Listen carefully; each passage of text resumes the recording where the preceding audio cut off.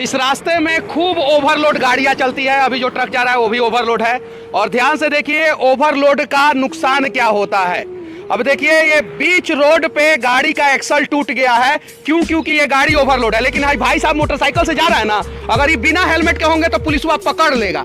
ट्रकवा को पुलिसवा नहीं पकड़ता है, रोडों पे खराब हो जाता है तब वो नहीं पकड़ता है। जानते हैं क्या है कि जितना सारा ट्रक है बालू माफिया का और बड़े बड़े बाहुबली लोगों का है। और जब ये टूटा होगा, अगर दिन में टूटा होता तो बहुत बड़ा हादसा हो सकता था। सही है कि नहीं? 6:30 बजे। और ध्यान से देखिए ओवरलोड है, ओवरलोड और खूब ओवरलोड गाड़ियां यहाँ पे चलता है अरवल से पटना।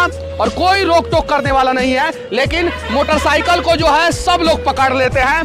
नॉर्मल लोगों को बिना सीट बेल्ट के लिए जो है ये कार वाले भाई साहब जैसे जाएंगे बिना सीट बेल्ट के, इनको पकड़ लिया जाएगा। ये ओवरलोड ट्रक को नहीं पकड़ा जाता और इसी की वजह से बिहार में सबसे ज्यादा सड़क हादसा होता है। जय हिंद।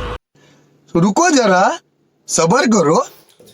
जो मनीष कश्यप भैया जो बता रहे हैं बालू माफिया वगैरह, बालू माफिया वगैरह के बारे में, जिसके कारण जो है सो हमारे समाज में बहुत सारे दुर्घटनाएं वगैरह होती है। इसके सोल्यूशन के लिए हम क्या कर सकते हैं? देखिए, आपको एक छोटे से उदाहरण से सुनाना चाहता हूँ। मान लीजिए कि आपने एक छोटे से एक टाटा की नैनो की कार खरीदी, ठीक है। आपने उसको खरीदा, अपने घर लाए और आपको चलाने नहीं आती, आपने उसको भाड़े पर ले जाने के लिए किसी व्यक्तियों को दे दिया, ठीक है। कल को वो व्यक्ति ले गया आपको भाड़े पर गाड़ी और कल को लौटा ही नहीं। अब आपकी क्या जिम्मेवारी है कि आप उस कार की क्या करें? आपकी परवाह है ना, आपको उसके प्रति जिम्मेवारी है, आप उसको खोजेंगे। इसी प्रकार है हमारा बिहार समाज। हमने बिहार समाज का निर्माण किया है और हमने क्या किया है, जिन प्रतिनिधियों के हाथ में चाबी दी है उनसे हमारी जिम्मेवारी बिल्कुल ही टूट गई है। अब हम उनको खोजने के लिए ही नहीं जाते हैं कि हमारी कार आखिर है तो है कहाँ। यही है मेन समस्या।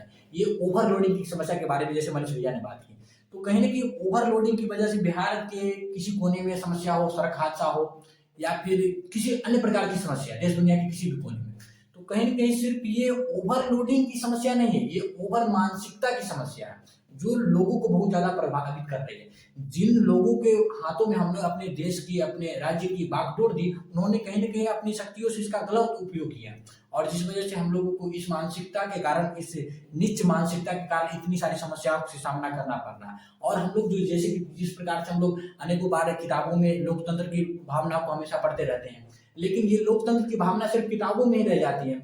कहीं ना कहीं हमारे जीवन के स्वरूप में ये सही ढंग से हमारे समानांतर नहीं चल रही है, तो ये हमारी मानसिकता को बहुत ज्यादा प्रभावित कर रही है। और एक बात जो उन्होंने कहा कि किसी बाइक वाले को पकड़ लेंगे हेलमेट के लिए, लेकिन किसी अगर सीट बेल्ट नहीं लगाया तो कोई कार वाले को पकड़ लेंगे, लेकिन ओवरलोड ट्रक को नहीं पकड़ रहे हैं। तो ये एक गलत मानसिकता कोई दिखा रही है। इसके पीछे हाथ जो है, हाँ, तो ये जो बड़े माफिया है, जो जिनके हाथों में चाहे वो प्रशासन हो या फिर उच्च नेता हो, तो कहीं ना कहीं जिनके हाथों में ये शक्तियां हैं, इनका एक गलत मतलब उच्च ओवरलोड मानसिकता इनको कह सकते हैं। इनका अपने ऊपर इतना ज्यादा आत्मविश्वास हो गया है और सबसे बड़ी समस्या इनकी सिर्फ आत्मविश्वास ही नहीं है, हमारा प्रश्न पूछने की जो जिम्मेवारी है वो खत्म होती जा रही है।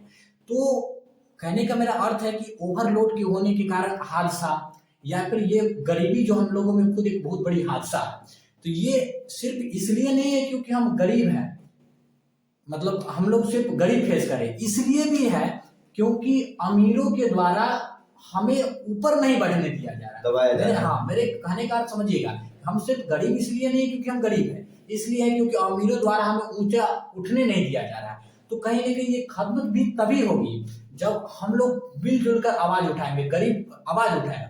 उसी गरीब में से एक है मनीष भैया, जो कहीं ना कहीं लोगों के बीच बहुत ज्यादा आवाज उठा रहे हैं। और एक लोगों के इतिहास में जितनी भी बार बड़ी क्रांतियां हुई हैं, लोगों के प्रभाव से नहीं हुआ, लोगों के जनमत संग्रह से हुआ। तो हमें आप लोगों से विनम्र निवेदन है कि आप गरीब लोग हाथ अपना एकमत होकर के, संग्रह होकर के आवाज उठाइए। आप मनीष भैया को सिर्फ सुन करके देश या फिर बिहार को नहीं बदल सकते। हर एक बिहार की व्यक्ति अपने आप में, अपने व्यक्तित्व में मनीष भैया को डेवलप करके इस देश दुनिया को बदल सकता है। जय हिंद। रुको जरा, सबर करो।